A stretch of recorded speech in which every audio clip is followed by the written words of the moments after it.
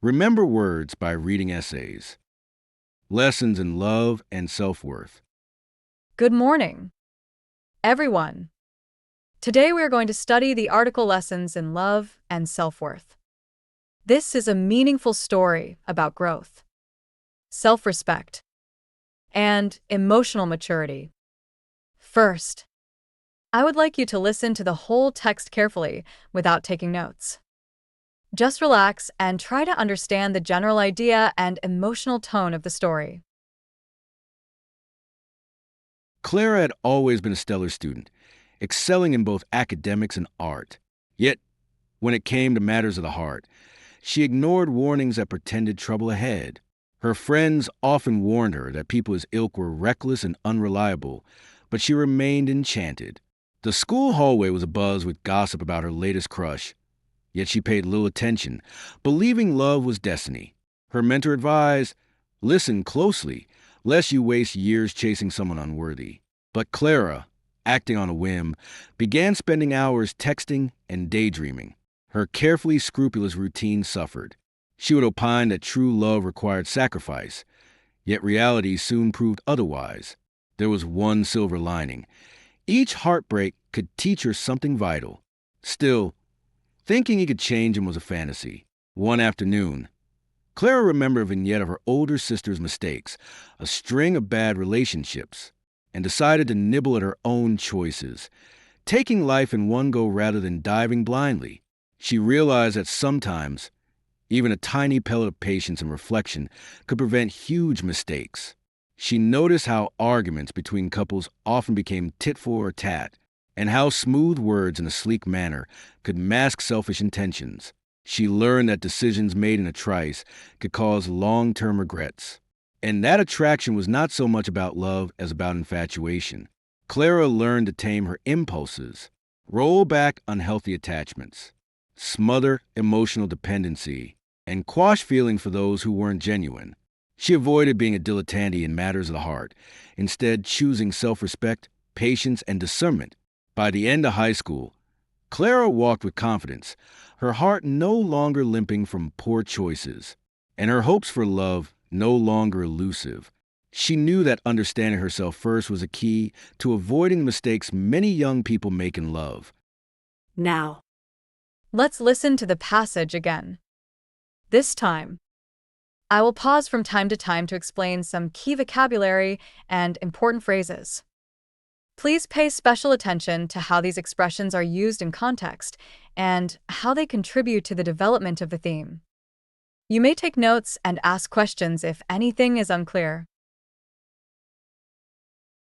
Clara had always been a stellar student, excelling in both academics and art.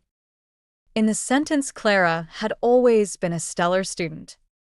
Stellar means outstanding or exceptionally excellent. The word comes from star, so it suggests someone who shines brighter than others because of talent or achievement. It emphasizes high quality and impressive performance. Is stellar only used for school performance? No, not at all. We can say a stellar performance, a stellar career, or even stellar service. Is it formal or informal?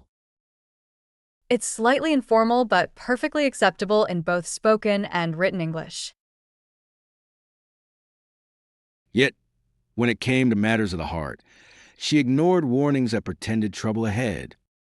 In the phrase warnings that pretended trouble ahead, portended means predicted or signaled that something bad was likely to happen. It often carries a negative tone and suggests a sense of warning or danger in advance. Can portend be used for good things?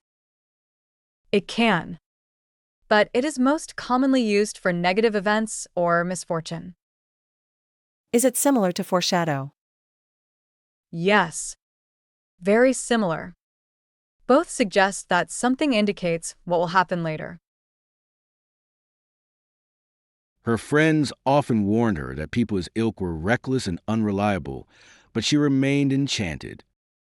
In the phrase people of his ilk, ilk means a type or kind of person. usually with a slightly negative feeling. It suggests that someone belongs to a particular group with similar characteristics, often undesirable ones. So does ilk always sound negative? Most of the time. Yes. It often implies disapproval or criticism. Can we say people of her ilk in a positive way? Grammatically, yes. But in practice, it's rarely used positively. It usually carries a critical tone. The school hallway was abuzz with gossip about her latest crush, yet she paid little attention, believing love was destiny. In the sentence, the school hallway was abuzz with gossip. Abuzz means filled with excitement, noise, or lively talk. It describes a place where many people are actively discussing something, creating a buzzing atmosphere, like the sound of bees. Is a buzz always about gossip? No. It can describe any exciting news or event that people are talking about. Can we say the internet is abuzz? Yes. That's a very common and natural expression. Her mentor advised, listen closely, lest you waste years chasing someone unworthy. In the sentence, listen closely, lest you waste years. Less means for fear that or so that something bad does not happen. It introduces a warning and is usually followed by a base verb form, like waste instead of will waste. It sounds slightly formal or literary. Is less common in daily conversation. Not very common in casual speech, but you will often see it in formal writing or literature. Can we replace it with so that not? Yes. You could say so that you don't waste years, which is more natural in everyday English. But Clara, acting on a whim, began spending hours texting and daydreaming. In the phrase acting on a whim means doing something suddenly, without careful thought or planning. It suggests the decision is based on a passing feeling rather than logic or responsibility. Is it always negative? Not necessarily. It can be harmless, like buying ice cream on a whim. But in serious situations, it may imply irresponsibility. Can we say I traveled on a whim? Yes. That means you decided to travel suddenly and spontaneously. Her carefully scrupulous routine suffered. In the sentence, her carefully scrupulous routine suffered. Scrupulous means very careful, thorough, and attentive to details, especially in following rules or moral standards. It describes someone who acts with strong principles and precision. Does it mean the same as careful? It's stronger than careful. It suggests both attention to detail and a sense of moral responsibility. Can a person be scrupulous about honesty? Absolutely. That would mean they are extremely strict and principled about being honest. She would opine that true love required sacrifice, yet reality soon proved otherwise. In the sentence, she would opine that true love required sacrifice. Opine means to express an opinion formally. It is a slightly formal verb used when someone states their personal belief or judgment. Is it the same as think? Similar. But opine sounds more formal and deliberate than simply think. Is it common in conversation? Not very common in casual speech. It's more often used in writing or formal discussions. There was one silver lining. Each heartbreak could teach her something vital. In the sentence, there was one silver lining. Silver lining refers to a positive aspect hidden within a difficult or negative situation. The expression comes from the idea that even dark clouds have a bright edge when sunlight shines behind them. Does it always follow something bad? Yes. It's usually used when describing hope or benefit in a tough situation. Can we just say a silver lining? Absolutely. One silver lining simply emphasizes that there is at least one positive point. Still, thinking he could change him was a fantasy. In the sentence thinking he could change him was a fantasy. Fantasy means an unrealistic idea or wish that is unlikely to happen. It often refers to something imagined rather than based on reality. Is a fantasy always about love or relationships? No. It can be about anything, a career, adventure, or a life situation that is unrealistic. Can it be positive? Like imagining a dream world. Yes. It can be positive or imaginative. But here it has a negative meaning, showing impractical thinking.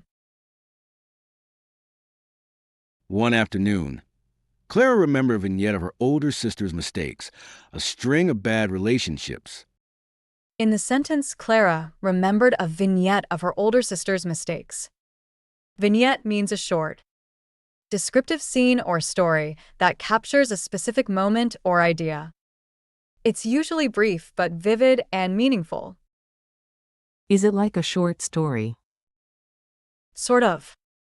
But much shorter, just a small, focused scene rather than a full narrative.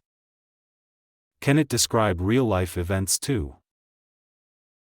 Absolutely.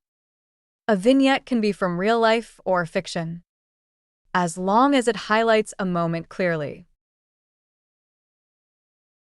And decided to nibble at her own choices, taking life in one go rather than diving blindly.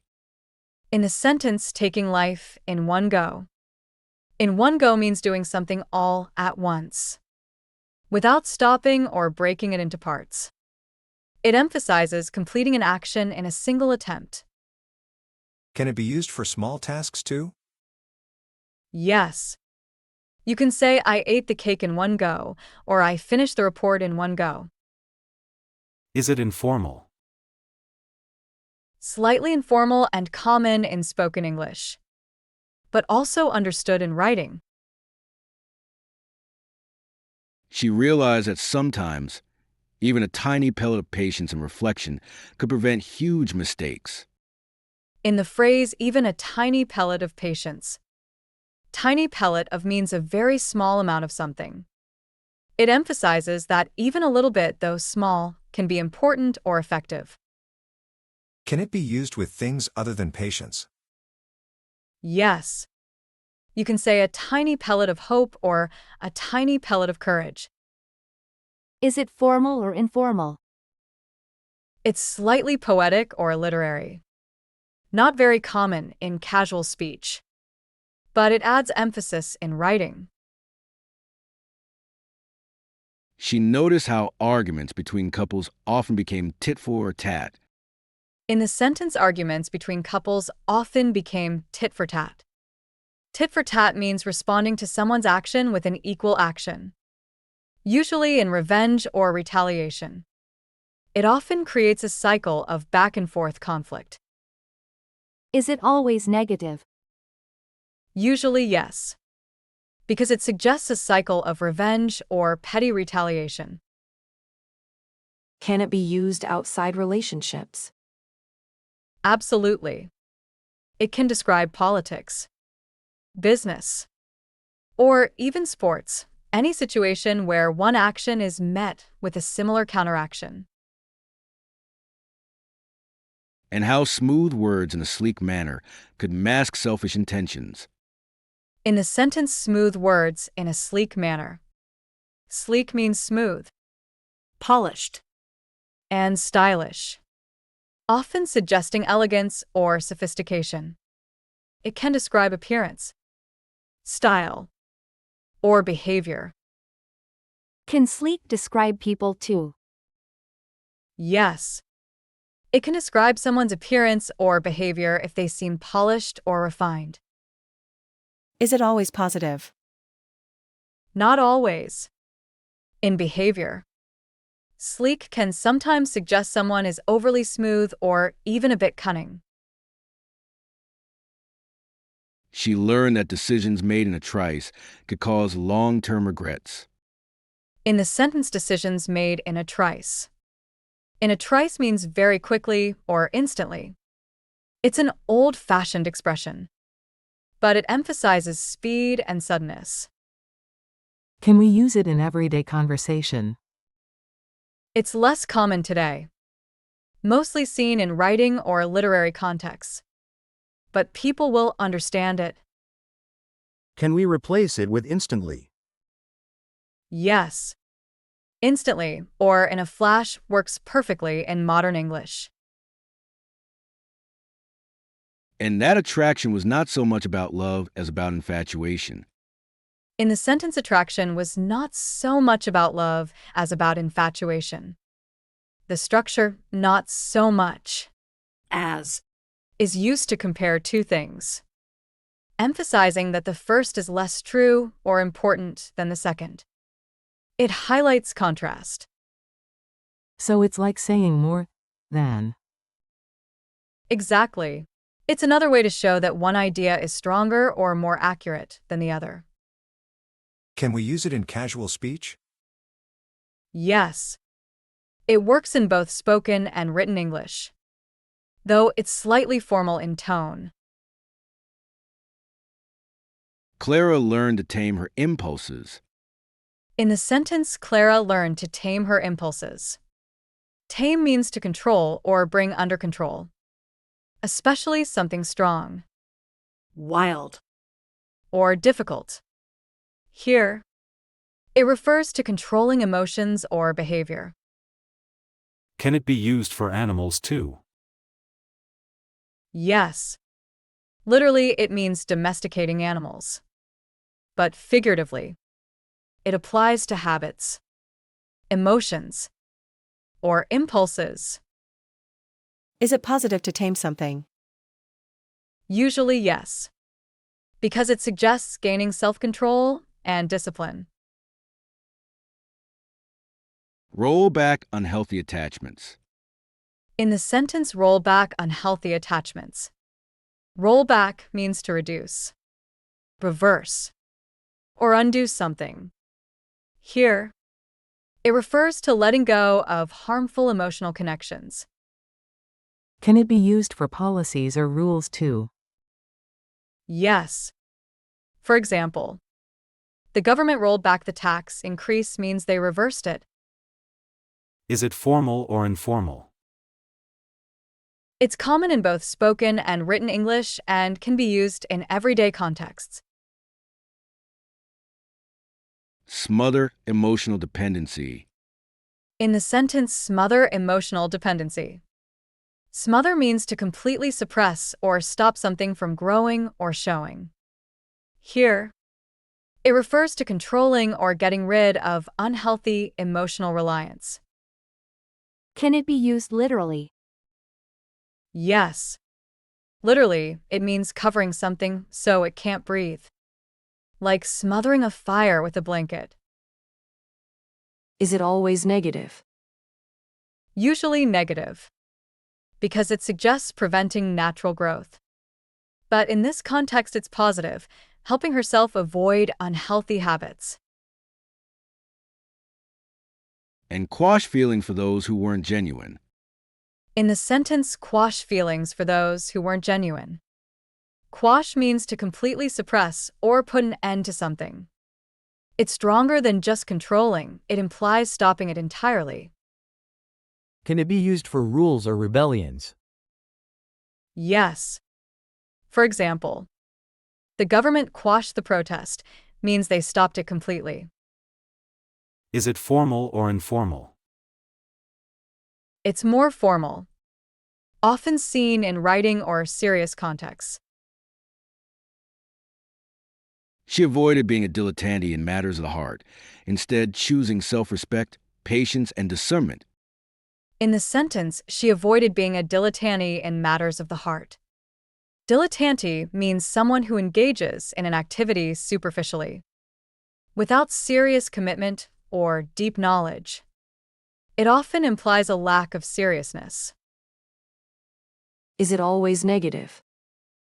Usually, yes, because it suggests shallow interest rather than dedication. Can it be used for hobbies or jobs too? Absolutely. For example, someone could be a dilettante in art, music, or even a profession if they only do it casually. By the end of high school, Clara walked with confidence, her heart no longer limping from poor choices. In the sentence, her heart no longer limping from poor choices. Limping is used metaphorically to mean weakened, hurt, or not functioning properly. It compares emotional pain to the way someone walks unevenly when injured. Can limping be used literally too? Yes. Literally, it describes someone walking unevenly because of an injured leg or foot. Is it common to use it metaphorically? Yes. In writing and speech. It's often used to describe emotions, progress, or situations that are weakened or damaged. And her hopes for love no longer elusive. In the sentence, her hopes for love no longer elusive. Elusive means difficult to find, achieve, or understand. It suggests something that keeps slipping away or is hard to grasp. Can it describe people too? Yes. A person can be elusive if they are hard to reach, understand, or catch. Is it usually negative? Not necessarily. It can be neutral or slightly frustrating, depending on context. But it emphasizes difficulty or challenge. She knew that understanding herself first was a key to avoiding the mistakes many young people make in love. Next, we will listen to the full text once more, after understanding the key words and phrases.